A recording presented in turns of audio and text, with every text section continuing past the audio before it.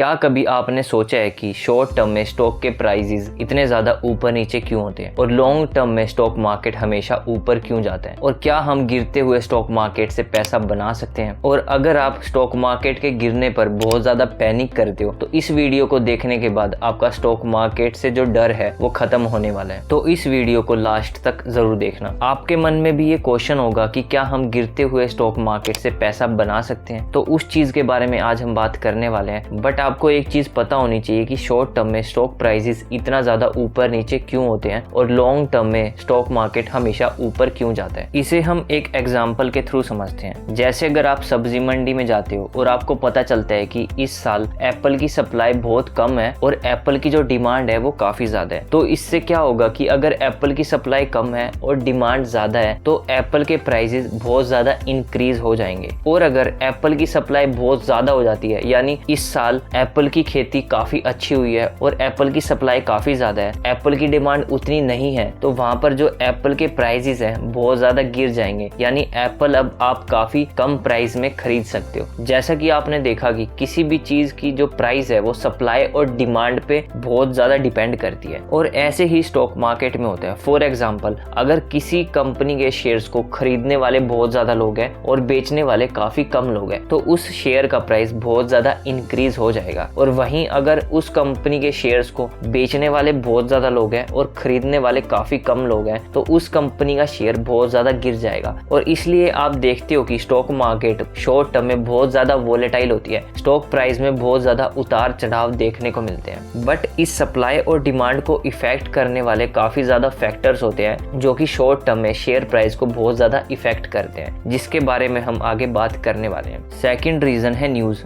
जिसकी वजह से स्टॉक प्राइस पर बहुत ज्यादा इफेक्ट पड़ता है शॉर्ट टर्म में। जैसा कि आपने देखा होगा कि जो ट्रेडिंग करते हैं, जो ट्रेडर्स होते हैं, वो न्यूज को बहुत ज्यादा फॉलो करते हैं, क्योंकि एक छोटी सी पॉजिटिव और नेगेटिव न्यूज स्टॉक प्राइस को बहुत ज्यादा इफेक्ट करती है शॉर्ट टर्म में। फॉर एग्जाम्पल, अगर किसी कंपनी से रिलेटेड मार्केट में न्यूज आती है कि इस कंपनी के प्रॉफिट्स हैं, जो सेल्स है वो बहुत ज्यादा इंक्रीज हुए हैं, तो ये एक पॉजिटिव न्यूज है, तो उस कंपनी का शेयर प्राइस इंक्रीज हो सकता है। और वहीं अगर न्यूज आती है कि इस कंपनी के जो सेल्स हैं और जो प्रॉफिट्स है वो काफी ज्यादा गिर गए हैं, तो ये एक नेगेटिव न्यूज है, तो उसके कारण कंपनी का शेयर प्राइस गिर सकता है। और जैसा कि आपने कुछ टाइम पहले देखा था कि अडानी और हिंडनबर्ग की जो न्यूज थी उसकी वजह से उस कंपनी के शेयर प्राइस बहुत ज्यादा गिर गया था शॉर्ट टर्म में। तो यहाँ पर न्यूज बहुत ज्यादा इफेक्ट करती है शेयर के प्राइस को। और नेक्स्ट रीजन है गवर्नमेंट पॉलिसीज, ये भी स्टॉक के प्राइस को बहुत ज्यादा इफेक्ट करती हैं। अगर गवर्नमेंट कहती है कि इस साल हम इनकम टैक्स और कैपिटल गेन टैक्स को इंक्रीज करने वाले हैं और बैंक के जो इंटरेस्ट रेट है उसको भी बहुत ज्यादा इंक्रीज करने वाले हैं, तो ये स्टॉक मार्केट के लिए बहुत ज्यादा नेगेटिव न्यूज है। तो आप देख सकते हो कि इसके कारण शॉर्ट टर्म में स्टॉक प्राइस काफी ज्यादा गिर सकते हैं। वहीं अगर गवर्नमेंट कहती है कि हम टैक्स को काफी कम करने वाले हैं और बैंक इंटरेस्ट रेट को भी कम करने वाले हैं, यानी आप कम रेट पर अब बैंक से लोन ले सकते हो, तो ये एक काफी पॉजिटिव न्यूज है, तो शॉर्ट टर्म में स्टॉक मार्केट ऊपर जा सकता है। तो आप देख सकते हो कि गवर्नमेंट पॉलिसीज के कारण भी स्टॉक मार्केट के जो प्राइसेस हैं वो बहुत ज्यादा इफेक्ट हो सकते हैं शॉर्ट टर्म में। और नेक्स्ट रीजन है अनसर्टेनिटी।